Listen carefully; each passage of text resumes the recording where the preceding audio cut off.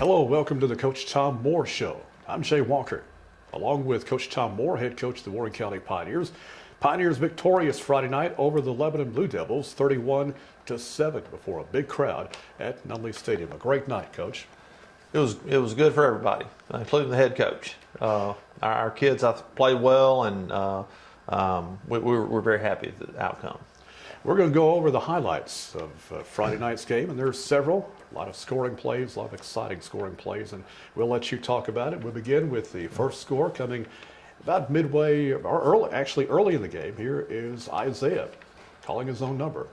It's we recovered an onside kick that was unsuccessful. We established good field position. We were able to move the ball right down the field, and we feel like when we get Isaiah on the corner, good things happen to us, both in the run and the pass. And that was just a boot keep, and he had a run pass option on that, and we were able to get it in the end zone.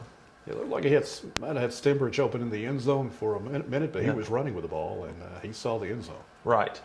And actually, Caroline Calvert did a great job at left tackle, getting the edge for us right there, so we were able to get out and have good vision for the receivers or just the run for the touchdown. Good job by the offensive line all night long.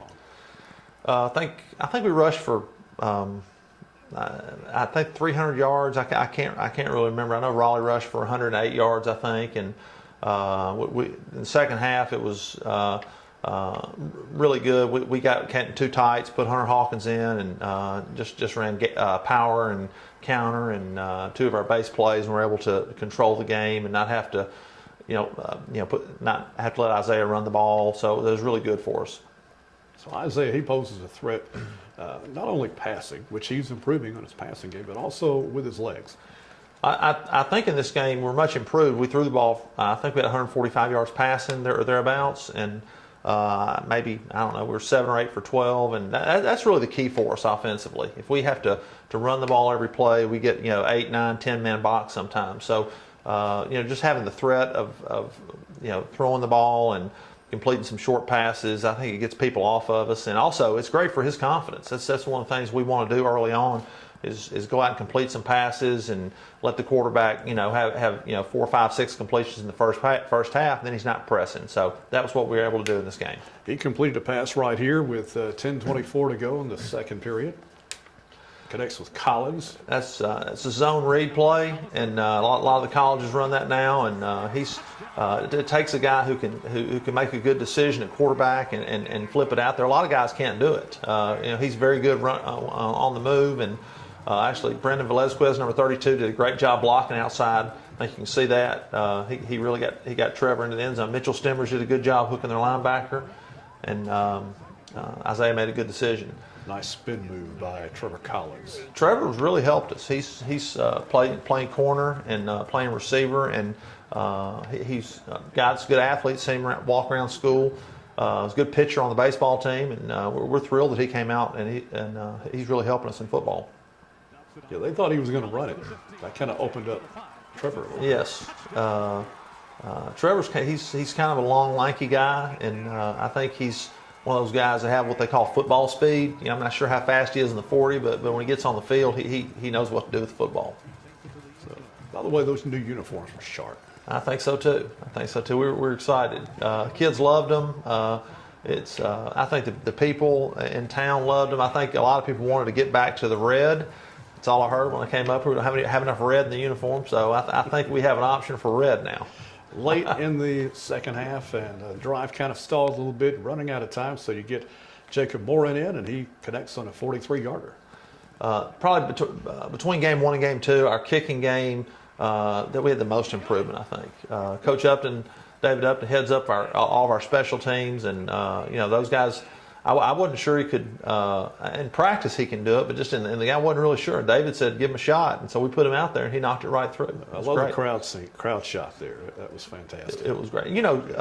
Scoring right before the end of half it's a big momentum thing. And I think we had momentum, but this game it just really meant they're going to have to get 3 scores to get back in the game against us, and did a good job of protection. The snap was good, the hold was good. Eric Holloway. Eric Haywood is our holder. Jathan Marsh is our snapper, and it's not just the kicker; it's all those guys that have to work in unison. So at halftime, 17-0. What do you say to your team at halftime? You know, we didn't have that many adjustments to make. I think our defense had given up only 60 yards in the first half, and you know, anytime you do that, if your offense can do anything, you're going to be in good position to win the game. We just wanted to win the second half. We felt like we could come out and win the second half and still stay aggressive, but also play smart, that we were going to be in good shape, and that's what we were able to do. They got a steady diet of Raleigh Woods. I'm sure they got tired of seeing him out there, the big guy, number 29. He takes it in from 13 yards out. And we weren't quite sure. I thought Raleigh would play.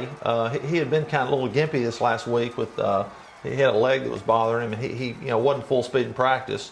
But he was, game time, I think he felt good. And Raleigh's a good downhill runner. He's not as good side to side, and certainly he's a formidable back. He weighs about 250 pounds, and he's hard to tackle. One guy, especially if he gets in the secondary, and those guys did a good job popping him through the line, and he was able to have some successful runs.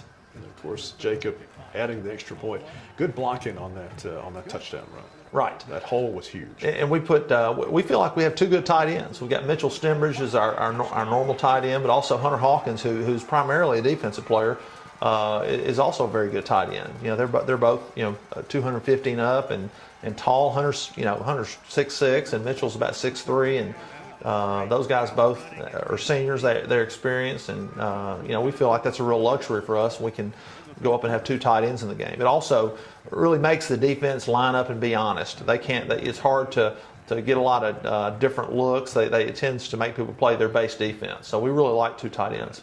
And it's 77 and 51 combining to open up that huge hole for Raleigh. It's on the left side. It's Ethan Stewart, number 65, and Kayron Calvert, and then we pull the backside two guys on the counters. Justin Holt pulling 76.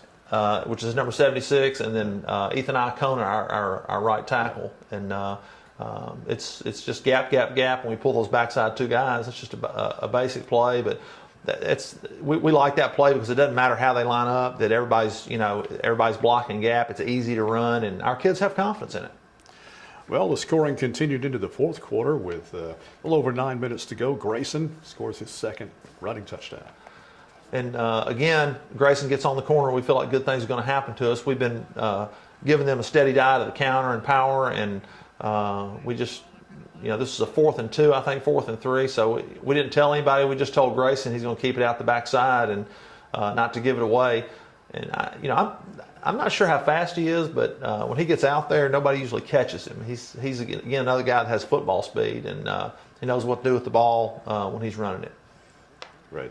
A lot of times those bootlegs, they'll fool everybody. Didn't fool everybody, but still he's able to outrun the Lebanon defenders and get it to the end zone. Right. Nice run. Right. And there you see the crowd celebrate. That's fantastic. It was great. Student section was really into the game. They were awesome. They were excited the whole time. You could hear them. I think it helped our kids get momentum, and when good things happen, they want to continue to play hard. It was a good win for our kids and our coaching staff, but also for all of our people, and it came out, and this is the first one we've had in a long time over a 6A program, so we were really excited. Up 31-0, you're able to get some younger kids in, some younger running backs who look pretty good. Had Ethan Cowan came in. He's a sophomore. He popped about a 40-yard run. Trey Ledette came in, was able to carry the ball. Josh McCannis was able to carry the ball.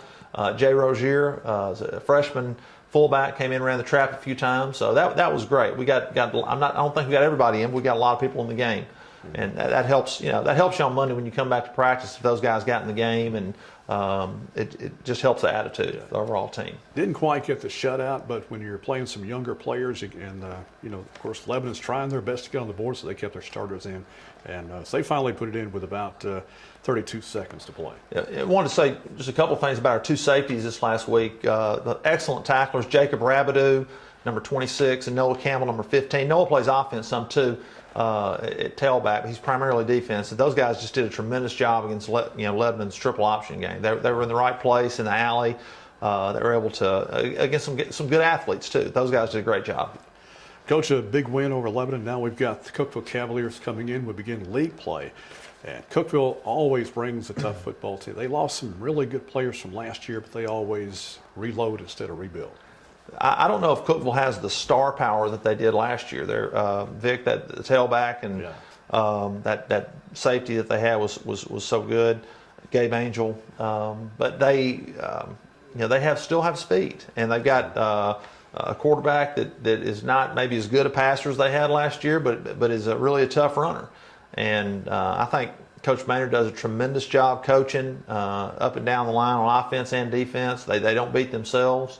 They just look like a Cookeville team. They know where to go and do the right things. And I mean, it'll be a real challenge for us. They come in 2-0, but Warren County with a little momentum after the win the other night, and hopefully some confidence. That's right. Well, momentum's a funny thing. It's easy to lose, and it's hard to get it back when you do lose it. But if you can get it, and it's great. It can really make all the difference, and we hope to get that this next Friday. Well, Coach, congratulations on the big win, and best of luck against Cookeville. Okay, thank you. And we thank you for watching. We'll see you next time on the Coach Tom Moore Show.